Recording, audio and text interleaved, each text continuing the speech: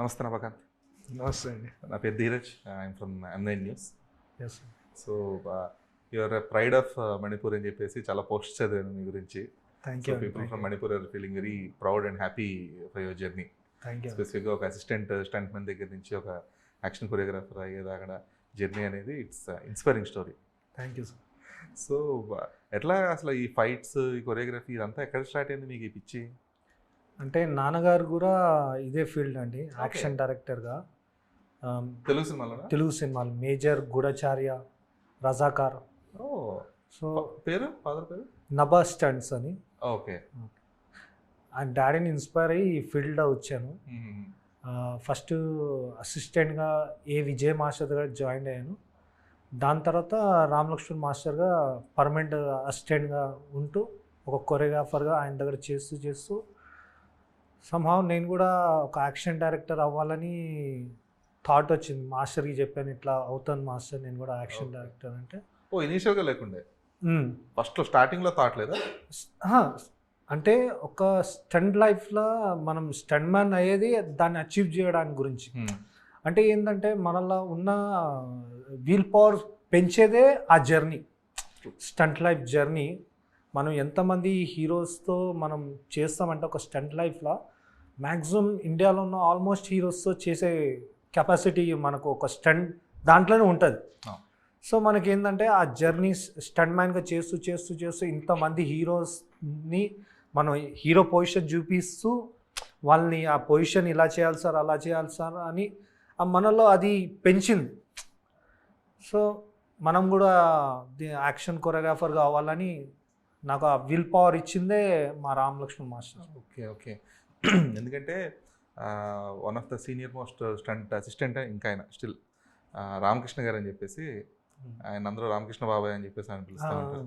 So ఆయనతో మాట్లాడినప్పుడు ఆయనకు కూడా ఆయన కూడా ఆల్మోస్ట్ ఒక 40 years నుంచి చేస్తున్నారు స్టంట్ అసిస్టెంట్ కింద, స్టంట్ మ్యాన్ కింద.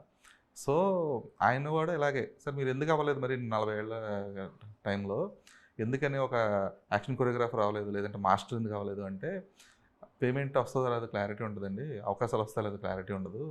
సో అందుకని చెప్పేసి నేను నా ఫ్యామిలీ కోసమో లేదంటే ఒక కాన్స్టెంట్ పే వస్తుంది కాబట్టి నేను అందులోనే ఉండిపోవాల్సి వచ్చింది అని చెప్పేసి ఆయన చెప్పారనమాట. సో ఒక సీనియర్గా అంటే అందరూ అదే చూస్ చేసుకోవాలని లేదు. దెర్ ఆర్ పృథ్వీ మాస్టర్ లాంటి వాళ్ళు కూడా రీసెంట్గా నేషనల్ అవార్డు కూడా వచ్చింది ఆయనకి, హనుమాన్కి ఇలాంటి ఇది ఉన్నప్పుడు.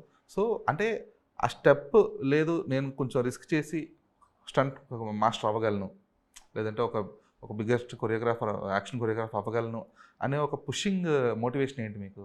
ఇప్పుడు మీరు చెప్పారు కదా ఫ్యామిలీ ఒక స్టంట్ లైఫ్ అక్కడ ఛాన్స్ వస్తుందో లేదో అని.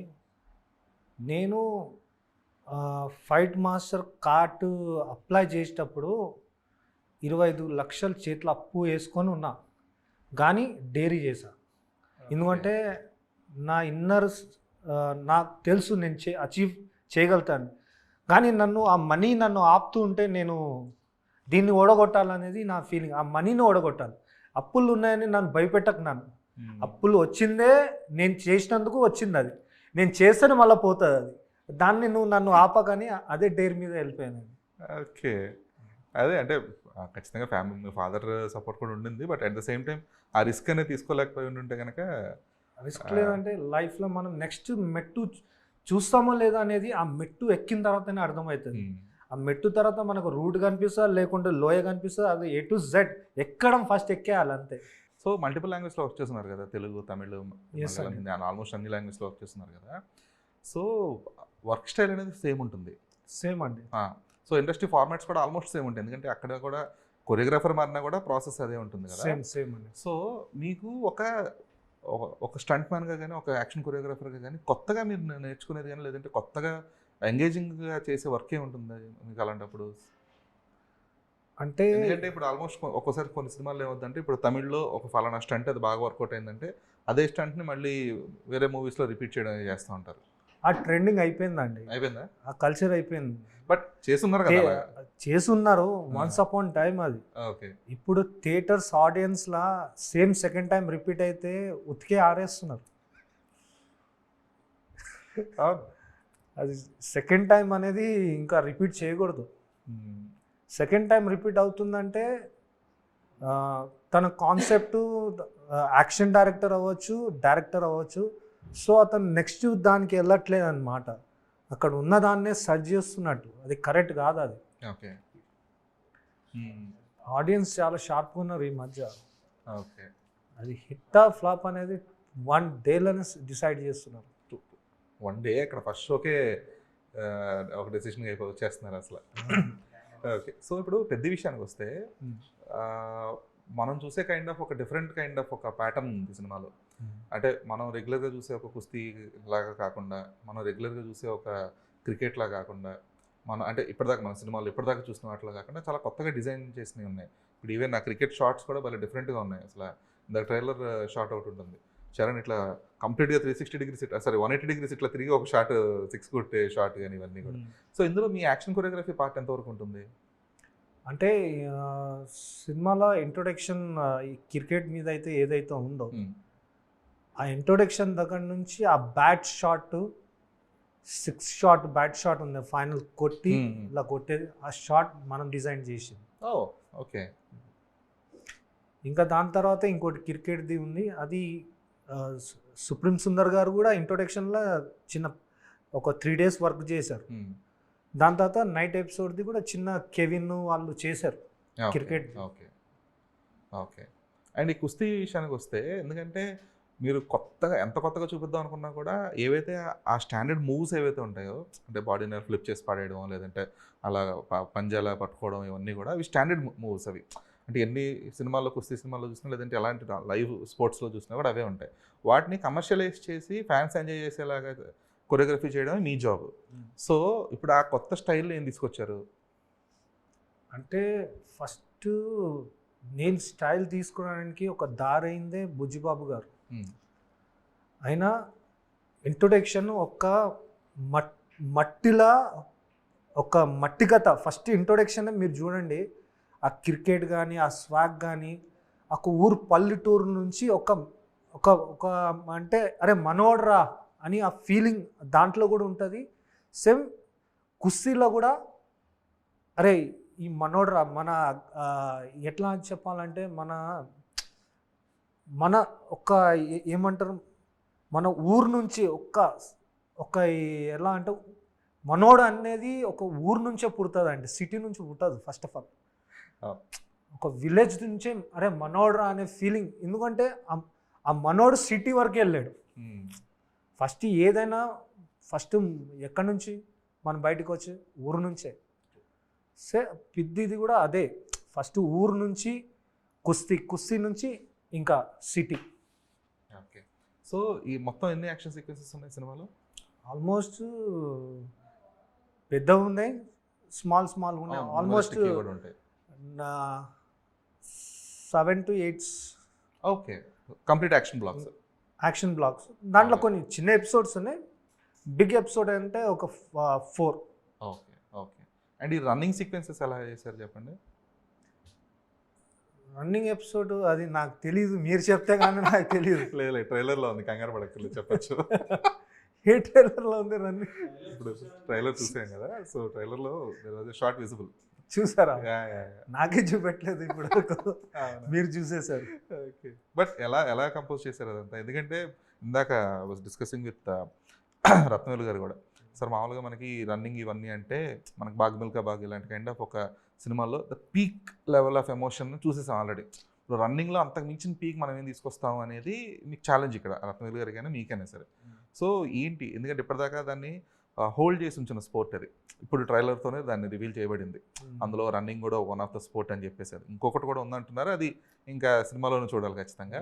సో ఈ రన్నింగ్ సీక్వెన్సెస్కి స్పెసిఫిక్గా చరణ్ పెట్టిన ఎఫర్ట్స్ ఏంటి, మీరు దాన్ని డిజైన్ ఎలా డిజైన్ చేశారు అసలు?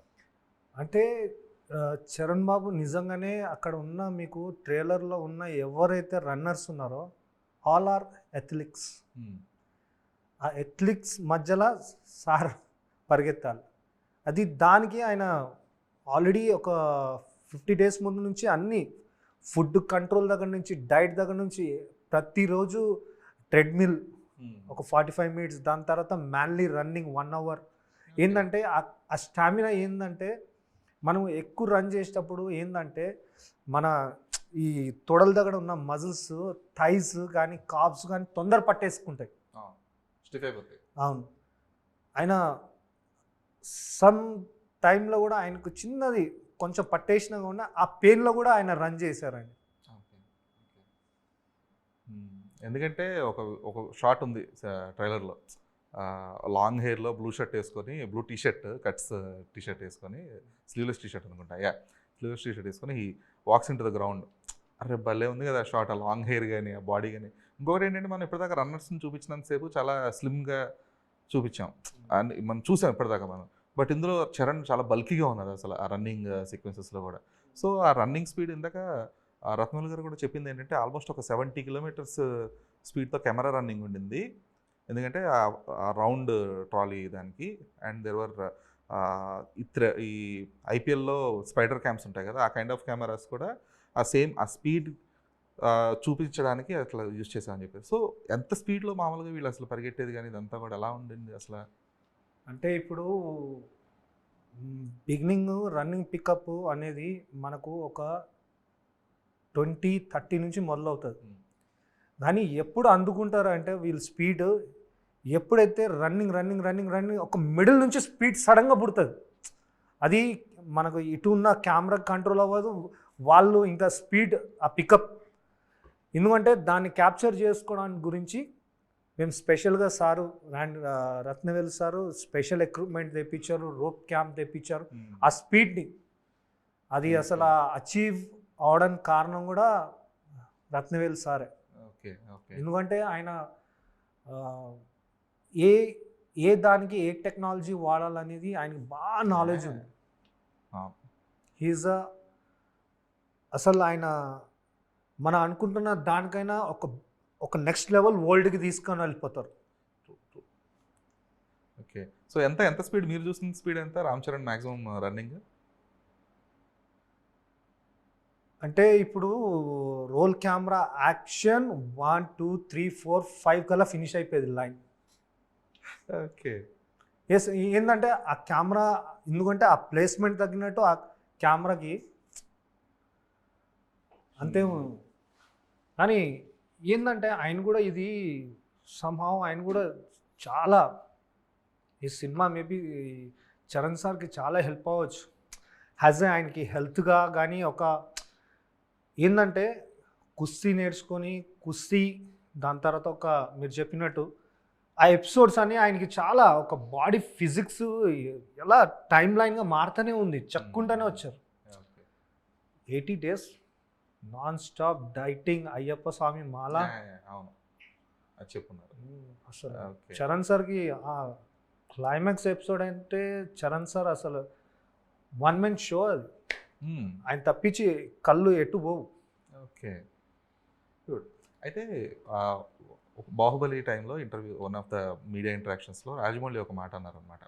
సో ఈ సినిమాలో పాటలకేమో యాక్షన్ కొరియోగ్రాఫర్ని వాడాము, నిజంగా యాక్షన్ కొరియోగ్రాఫర్కేమో ఈ డ్యాన్స్ కొరియోగ్రాఫర్ని వాడాము, ఎందుకంటే ఆ కైండ్ ఆఫ్ అలా ఉండింది, అలైన్మెంట్ వర్క్ అలైన్మెంట్ అలా ఉండింది అని చెప్పి. సో ఈ సినిమాలో కూడా ఆ కైండ్ ఆఫ్ ఏమైనా ఉన్నాయా? ఎందుకంటే చాలా సీక్వెన్సెస్కి యాక్షన్ కొరియోగ్రఫీ అవసరం పడేలా ఉండింది.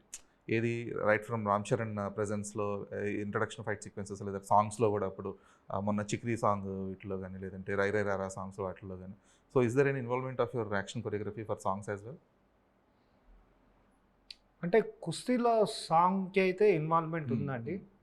అది విత్ ఆ కొరియోగ్రాఫర్ ఏదైతే విత్ అతని పర్మిషన్తోనే మేము.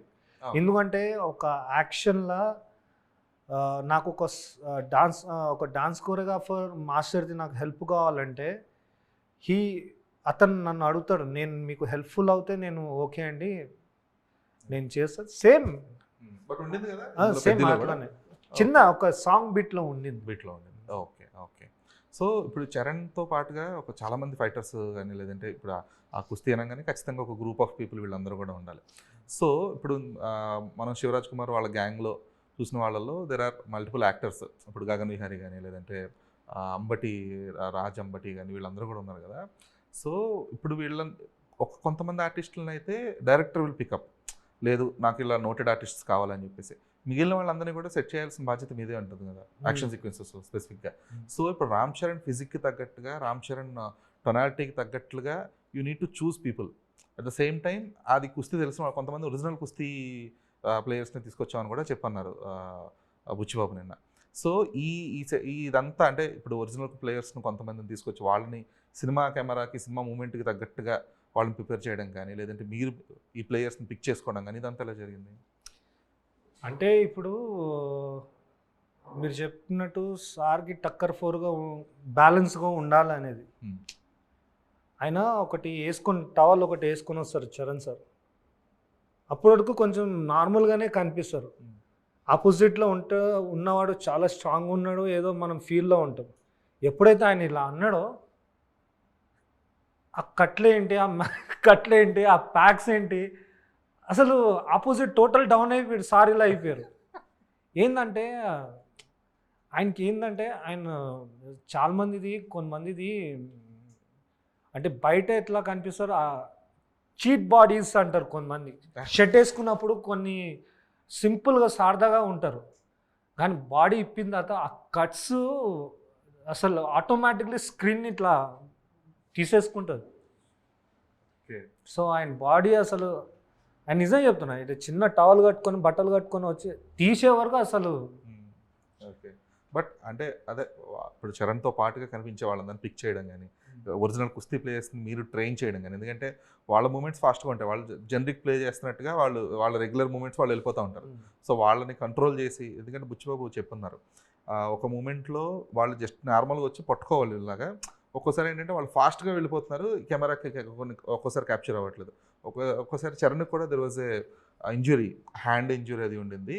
సో ఆ చెయ్యి కొంచెం వెనక్కి వెళ్తే ఆయన పెయిన్ తట్టుకోలేక చాలా ఇబ్బంది పడుతున్నారు అని చెప్పేసి. సో ఈ మేనేజ్మెంట్ గురించి చెప్పండి. దీంట్లో ఏంటంటే మేము కూడా హెల్ప్ సార్కు, అది ఆపోజిట్లో ఎవరైతే దంగల్ ఒరిజినల్ ఉన్నాడో అతనికి మేము చెప్పాం ఇలా చేయాలి. అతను ఫస్ట్ టేక్ అర్థం చేసుకున్నట్టు చేస్తున్నాడు, సెకండ్ టేక్కి అతనిలో ఉన్న ఒరిజినాలిటీ బయటకు వస్తుంది పైలో. సో దాన్ని అర్థమైపోయి మాస్టర్ ఒక్క నిమిషం ఆగండి, చరణ్ సారే డీల్ చేశారు అతను. థర్డ్ టేక్ ఓకే, అది ఆయన ఏం చెప్పారో అక్కడ ఏం జరిగింది, మ్యాజిక్ అయితే జరిగిపోయింది, కావాల్సిన షాట్ వచ్చింది. ఓకే ఓకే, అతనికి మనము సమ్ టైమ్ మనము చెప్పేది వాళ్ళకి అంటే ఒక ఒరిజినల్ ప్లేయర్స్ ఉంటాయి కదా, కానీ చరణ్ సార్ అతన్ని చెప్పే వెంటనే అతన్ని రిసీవ్ చేసుకునే విధానము చాలా సూపర్బ్ అసలు. చరణ్ సార్కి అది బాగా అది చాలా ఉందండి ఆ నాలెడ్జ్. ఎడిటోడ్ ముందు ఉన్నాడు, వీడు ఏ అగ్రెషన్తో వస్తున్నాడు, ఏ దాంతో వస్తాడు, దీన్ని కొంచెం కూల్ చేయించుకోవాలి మనం, అంతే. చాలా super knowledge sir. Okay okay. Also one of the previous ఇంటర్వ్యూస్లో ఒక పుష్ప టైంలో చెప్పున్నారనమాట, పెద్ద సినిమాలో ఇంట్రడక్షన్ ఫైట్ ఉంటుంది కానీ ఫైట్లా ఉండదు అని చెప్పి అన్నారు. సో ఏంటి అసలు అది, అంటే ఇప్పుడు చూడండి కాన్సెప్ట్ ఏంటి అసలు? అలాగే ఇప్పుడు మ్యాక్సిమం ఒక హీరో ఇంట్రొడక్షన్ అంటేనే ఒక యాక్షన్, రివీలింగ్, ఒక బ్యాక్గ్రౌండ్ స్కోర్స్ మీద నుంచి ఒక పెద్ద ఫైట్, అదే. కానీ ఇక్కడ రివర్స్, టోటల్ రివర్స్. ఒక ఊర్లో ఒక క్రికెటర్ వస్తాడు, బ్యాట్ క్రికెట్ ఆడడానికి వస్తాడు, కానీ ఆ ఇంట్రొడక్షన్ ఒక ఫైట్ లాగా కావాలి, అంత మాస్ క్లాప్స్ పడాలి. ఓకే. సో అదే పెద్ద ఛాలెంజింగ్, అది ఇంట్రొడక్షన్ పెద్ద ఛాలెంజింగ్తో ఓపెన్ అయింది. ఆ ఇంట్రొడక్షన్కి క్లాప్స్ కొట్టాలి అందరూ. ఓకే ఓకే, యాక్షన్ కాదు, క్లాప్స్ కొట్టాలి మాస్ ఆడియన్స్. ఓకే. సో దానివల్ల బ్యాట్ షాట్ క్రియేట్ అయింది, కింద కొట్టి చాలా ట్రెండింగ్ నడిచింది. అవును అవును, ఫస్ట్ టీజర్ అదే కదా. ఓకే. సో ఈ సినిమా మొత్తానికి మీకు బాగా టైం పట్టిన, లేదంటే నెంబర్ ఆఫ్ టేక్స్ ఎక్కువ తీసుకున్న సీక్వెన్స్ కానీ షార్ట్ కానీ ఏంటి? ఒకటి అంటే చరణ్ సార్ సైడ్ నుంచి కాదు, యాజ్ ఎ కొరియోగ్రఫీ నా సైడ్ నుంచి కొంచెం టైం పట్టింది. ఎందుకంటే అది ఈజీ కుస్తీ కాదు, ఇంతకుముందు చూసిన కుస్తీ అయితే కాదు. సో కొంచెం నాకు ఆ ఎపిసోడ్ మాత్రం డిలే అయింది. ఎందుకంటే బుజ్జిబాబు గారు నాకు కుస్తీయే కానీ చాలా పెద్ద ఛాలెంజింగ్ కుస్తీ ఇచ్చేశారు. సో దాన్ని మోల్డ్ చేసుకోవడానికి నాకు టైం పడ్డది. ఓకే ఓకే, మీరు దాన్ని అర్థం చేసుకొని చేయడానికి. అర్థం కాదు, నేను ఎలా చెప్పానంటే మీకు చూసిన రోజు అర్థమైపోద్ది. ఎందుకంటే ఆ, కుస్తీ అనేది ప్రతి ఒక్కరికి తెలుసు, కానీ నాకు అక్కడ కుస్తీ ఎందుకు డిఫికల్ట్ అయినది మీ స్క్రీన్ మీద చూస్తారు. ఓకే ఓకే చాలా మందికి అది మంచి సర్ప్రైజ్ మూవ్స్ అది. ఓకే సో ఇప్పటిదాకా అంటే మీరు కంపోజ్ చేసిన సీక్వెన్సెస్ అంటే ఇప్పుడు మీరు పుష్పకి చేస్తున్నారు, మనశంకర ప్రసాద్ చేస్తున్నారు. సో మెగా ఫ్యామిలీతో you had a great bonding. ఎందుకంటే అక్కడ చిరంజీవి గారు, అల్లు అర్జున్, ఇప్పుడు చరణ్ వీళ్ళందరితో వర్క్ చేస్తున్నారు కదా. సో వీళ్ళందరూ కూడా ఒక కైండ్ ఆఫ్ ఒక సేమ్ ఫ్యామిలీ నుంచి వచ్చిన ఒక సేమ్ జెనెటిక్స్ అయినప్పటికీ కూడా each individual will have a different style.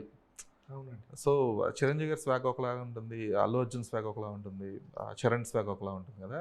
So వీళ్ళ వర్క్ స్టైల్కి, వాళ్ళ బాడీ స్టైల్కి తగ్గట్టుగా యాక్షన్ సీక్వెన్స్ కంపోజ్ చేయడం, కానీ వాళ్ళు ఎంతవరకు రిస్క్కి తీసుకుంటారు ఇవన్నీ అసలు? ఇప్పుడు ఫ్యాన్స్ వీళ్ళని అంటే చెప్పాలంటే చరణ్ సార్ అయినా కానీ, చిరంజీవి గారు సార్ అయినా కానీ, బన్నీ సార్ అయినా కానీ ఎందుకు అంత లవ్ చేస్తున్నారంటే దాని వెనకాల అంత డెడికేషన్ ఉంది, వాళ్ళది హార్డ్ వర్కే. ఎందుకంటే రాత్రి స్టార్డమ్ ఎవరికి రాదు, ఆ కష్టమే తీసుకొస్తుంది వాళ్ళకి స్టార్డమ్. చాలామంది అనుకుంటున్నారు అంటే చిరంజీవి సార్ వారసత్వం ఇది అంటే పేరుంటే వచ్చేస్తా, కష్టం వెనకాల ఎంత కష్టం ఉందో అది చాలా కష్టపడతాడు ఆయన. డెడికేషన్స్ కానీ ఆయన చూపించే విధానం, ఆ పేరు ఎందుకు వచ్చిందంటే ఆయన హార్డ్ వర్కే ఇంత దూరం ట్రావెల్ చేసింది. సో పుష్ప 2లో ఆ చేతులు కాళ్ళు కట్టేసిన ఫైట్ సీక్వెన్స్ అనేది అసలు చాలా విభత్సంగా వైరల్ అయింది. One of the biggest USP of the film Pushpa 2కి. సో అలాగా పెద్దలో యూఎస్పీ ఫైట్ ఏముంటుంది మీకు సెకండ్ హాఫ్లో వస్తుందండి, మంచి ఎపిసోడ్ వస్తుంది, డెఫినెట్లీ నమ్మండి. ఓకే లేదు వస్తుంది, బట్ అట్లీస్ట్ దాని గురించి ఏదైనా నేను స్టైల్ గురించి అడగట్లేదు, ఎక్కడ వస్తుందని అడగట్లేదు, but A kind of fight అనేది? అది కుస్తీయే, అది ఏ కుస్తీయో మీకు అర్థమవుతుంది. దాంట్లో కూడా ఫస్ట్ హాఫ్లో కూడా ఒక మంచి యాక్షన్ ఎపిసోడ్ ఉంది.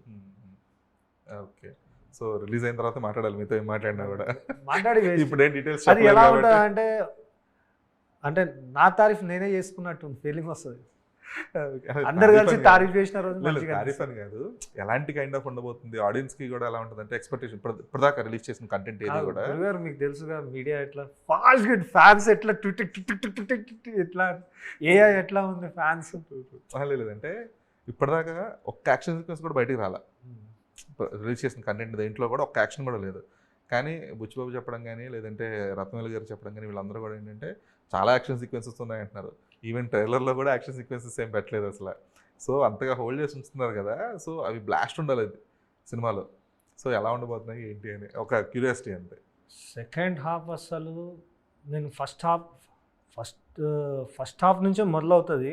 ఒక ఫస్ట్ ఇంటర్వెల్కైనా ముందు ఒక 40 minutes నుంచి సినిమా అస్సలు టిల్ క్లైమాక్స్ వరకు అస్సలు మనము మీరు ఇంటర్వెల్ మధ్యలో వెళ్ళిన మళ్ళా ఆ పిద్ది గురించి ఒక హడావుడిగా ఉంటుంది, పాప్కార్న్ తర్వాత చూసుకుందామని ముందుకు వస్తారు చూడు, అది ఉంటుందండి, అంత ఉంటుంది.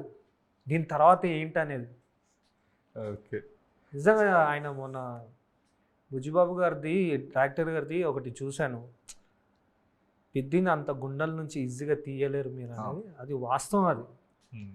అది ఆయన చెప్పినా కానీ అక్కడ పిద్ది చెప్పుద్ది. అక్కడ నేను ట్రావెల్ చేసా, యాజ్ ఏ యాక్షన్ కొరియోగ్రాఫర్గా ట్రావెల్ చేసా, నెక్స్ట్ లెవెల్. అసలు ఈ మధ్యలో ఇట్లాంటి స్క్రిప్ట్ నేను ఒక 18 yearsలో ఈ అంత దాంట్లో ఇట్లాంటి unique script once upon time వస్తుంది. చరిత్రలో ఉండిపోయి కొన్ని స్క్రిప్ట్స్ ఉంటాయి కదా, ఇట్లాంటి స్క్రిప్ట్ మళ్ళీ రాదని, అది పిద్ది. ఓకే సో చరణ్ కానీ లేదంటే బుచ్చిబాబు గారు కానీ మీకు ఇచ్చిన బెస్ట్ కాంప్లిమెంట్ ఏంటి? ప్రతి అడుగు సపోర్ట్ చేశారండి. ప్రతిదీ స్టార్టింగ్ బ్యాట్ షాట్ దగ్గర నుంచి ఇంటర్వ్యూలో బుజ్జిబాబు గారు చెప్పారు, ఆ షాట్ చేసింది నవ్ఖాన్ మాస్టర్ అని ఇంటర్వ్యూలో చెప్పారు. దాని తర్వాత చరణ్ సారు బ్యాట్ షాట్ బాగుందన్న అంటే నవ్ఖాన్ చేశాడని చెప్పారు. దానివల్ల బాసు మనశంకర్ వరప్రసాద్కి పిలిచారు. అంటే ఒక్క షాట్ ఇన్ని లింకప్ అయి ఉందండి. సో ఈ డైరెక్టర్ గారు నాకు ఇట్లాంటి చరిత్ర ఇట్లాంటి చరిత్ర ఉన్న సినిమాలో నన్ను ఒక భాగం ఒక పార్ట్ చేసినందుకు చాలా థ్యాంక్ఫుల్గా ఉంటా. ఏంటంటే ఇది ఒక లర్నింగ్ అండి. ఇమోషన్స్ అనేది ఎలా ఉండాలి అనేది ప్రతి ఒక్కరి లైఫ్లో అప్ అండ్ డౌన్స్ ఇమోషన్ ఉంటుంది. దాన్ని బ్యాలెన్స్ చేయడమే ఒక డైరెక్టర్ పని. దీంట్లో అసలు బ్యాలెన్స్ ఆయన నెక్స్ట్ లెవెల్లో చేశారు. మీరు ఆయన నమ్మరు, ఆ స్క్రీన్ ప్లే చూస్తుంటే సెకండ్ మూవీ అని అసలు నమ్మరు మీరు. ఆల్మోస్ట్ ఒక ఎలా అంటే రాజమౌళి సార్కి అంటే ఒక ఉంటుంది కదా, అంత ట్రీట్మెంట్ ఎలా అంటే కథని ఎలా కూర్చోబెట్టాలి అంతా కూర్చోబెట్టారు. ఎట్లా చెప్పాలని ఎగ్జాంపుల్ సుకుమార్ సార్ ఉన్నారు. సుకుమార్ సారు అసలు ఆ స్టోరీ కానీ ఆ ఇమోషన్ కానీ ఎట్లా కూర్చోబెడతారు, ఆ విధంగా ఒక సీనియర్ డైరెక్టర్కి ఉన్న మెచ్యూరిటీ లెవెల్ సేమ్ బుజ్జిబాబు గారికి ఉంది. అంత మెచ్యూరిటీ లెవెల్ అసలు ఆయన ఈ సినిమా నాకు ఇవ్వడమే నేను చాలా బ్లెస్ అని ఫీల్ అవుతున్నాను. ఇంకా చరణ్ సార్ నన్ను నమ్మి ఇట్లాంటి యాక్షన్ ఎపిసోడ్ ఇవ్వడం, చరణ్ సార్కి నేను లైఫ్ లాంగ్ రుణపడి ఉంటాను. ఇంకో చెప్పాలంటే రత్నవేలు గారు యాక్షన్లో నేను పెట్టే బ్లాగ్స్ని ఆయన ఇంకా నెక్స్ట్ లెవెల్ తీసుకెళ్ళిందంటే రత్నవేలు సారే. ఎందుకంటే మనము ఇప్పుడు మీరు ఆ పోస్టర్ చూస్తున్నారు, ఆ పోస్టర్లో నా ఫ్రేమింగ్ మాత్రమే ఉంది, ఆయన లైటింగ్ సోర్స్ ఆ క్రియేషన్ లేదంటే ఆ షాట్కి అందమే లేదు. రత్నవేలు సార్ నా యాక్షన్ ఎపిసోడ్కి ప్రాణం పెట్టారు. ఒక్కొక్క దాంట్లో బ్రీత్ ఉంటుంది. సేమ్ రత్నవేలు సార్ వాళ్ళ సన్ కూడా ఆది, అంటే ఇప్పుడు కల్ట్ డిఓపీస్, యూత్ డిఓపీస్ అంటే రత్నవేలు సార్ వాళ్ళ సన్ ఆది చెప్పొచ్చు. అంటే వర్క్ చేశారు యాజ్ అసిస్టెంట్గా. ఇక చాలా థ్యాంక్ఫుల్ నేను రత్నవేలు సార్కి, మన బుజ్జిబాబు సార్కి, చరణ్ సార్కి. అసలు ఇట్లాంటి పిద్ది అనే ఒక నా అంటే బకెట్ లిస్ట్లో ఇంత సాలిడ్ బకెట్ లిస్ట్ వెయిట్ ఒకసారి ఇంత హెవీ వెయిట్ ఇచ్చారని చాలా అండి. 100 సినిమాలు చేసి అక్కర్లా, 10 మూవీస్ 5 మూవీస్ ఇట్లాంటి సినిమాలు చేసిన చాలు. చరిత్రలో మనం చేసామని ఉండిపోవాలి అంతే. సో బేసిక్గా మీతో సినిమా రిలీజ్ అయ్యాక ఆ ఫైట్ సీక్వెన్స్లు చూసాక మాట్లాడాలి, ఎందుకంటే ఇప్పుడే రివీల్ చేయలేకపోతున్నారు కాబట్టి. So looking forward for the film Navakanth. And me choreography ఇప్పటిదాకా ఏవైతే చూసామో స్పెసిఫిక్గా బ్యాట్ షాట్స్ కానీ, లేదంటే ఆ కుస్తీ ఈ సీక్వెన్సెస్ కానీ, ఆ రెయిన్లో అవన్నీ షార్ట్స్ కానీ అవన్నీ కూడా చాలా బాగున్నాయి. ఆబ్వియస్గా రత్నవేలు గారి సినిమాటోగ్రఫీతో అవి ఇంకా బాగా ఎలివేట్ అయ్యాయి. So looking forward for the film and all the best for the film for you. And thanks for your time. Glad.